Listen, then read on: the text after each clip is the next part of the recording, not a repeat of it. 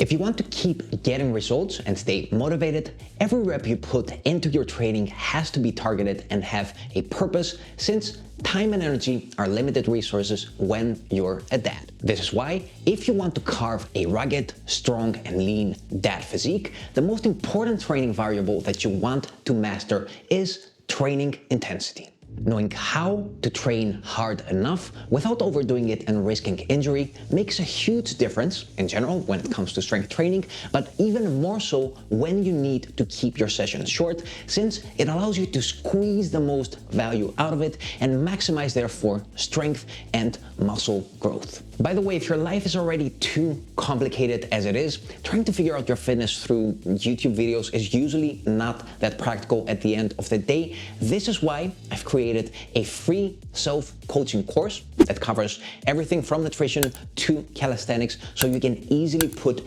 into practice everything you learn through these videos.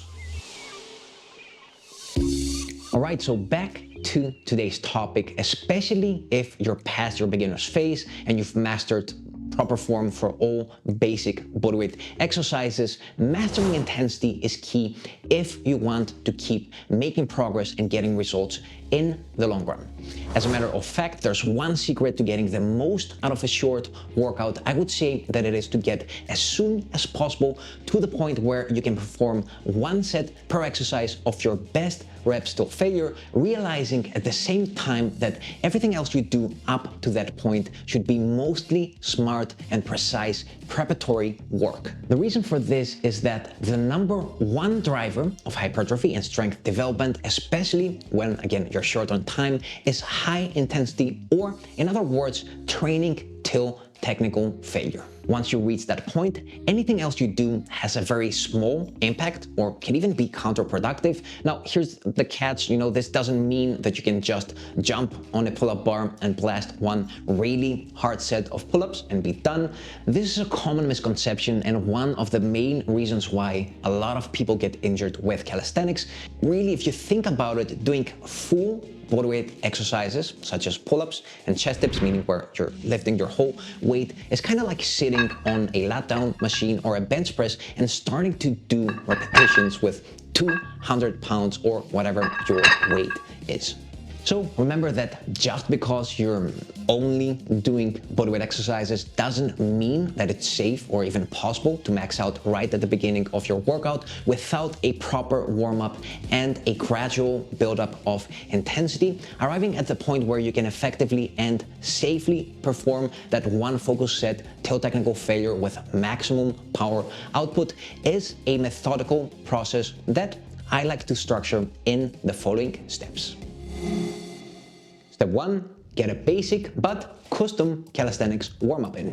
For starters, you want to get a warm-up in that covers basic mobility work and dynamic stretches that prepare your muscles, joints, and connective tissues to safely handle stress in the ranges of motion that you'll be putting them in. Most people only do something like a few arm swings and a light hamstring stretch during this step. Don't be those people. Instead, you can try my custom calisthenics warm-up that I've designed specifically for you. It only takes 7 minutes, and you can find a link in the description below.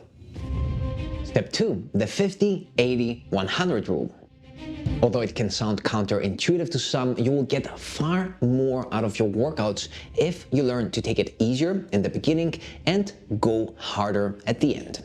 Scaling intensity gradually is essential for keeping low injury rates, but also for maximizing effort during that one last best set we talked about. This is why I recommend my 50-80-100 approach. This means that you start with one easy set of about half the reps you feel you can do, especially for full bodyweight exercises such as dips and pull-ups. I recommend doing these band assisted, or if you don't have bands, you can start with an easier variation, like for example in this case, push-ups and rows. Continue with a set that feels close to about 80%, making sure you save enough energy for your next set, where you want to go all in with one set till technical failure, meaning that you try to get as many reps as possible until you reach the point where the completion of another full range of motion repetition with proper form feels impossible despite your greatest effort. In other words, start slow, build that intensity up carefully, and finish off each exercise with a bang. By the way, make sure that you subscribe if you're new and turn on that notification bell, since in the next episode, I'll be sharing with you a detailed blueprint on how to put all this into practice with workouts that don't take more than 35 minutes. Plus, I'll be including some extra tricks on how to capitalize on high intensity. I like to think that getting an efficient short workout is kind of like putting a nail through a wall.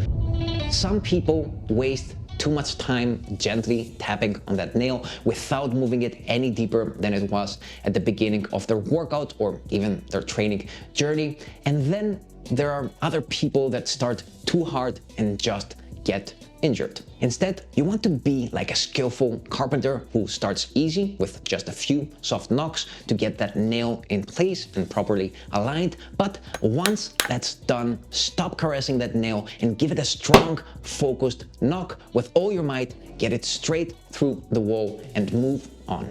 Of course, this takes some time and practice, but once you master it, I promise you that you will realize how pointless higher volumes that you might have tried in the past were. Plus, you begin to get a lot better results with shorter workouts. Lastly, you'll also have more time and energy to invest in quality family time, your business, and maybe even a hobby. So that was all for today, and until next time, keep on training.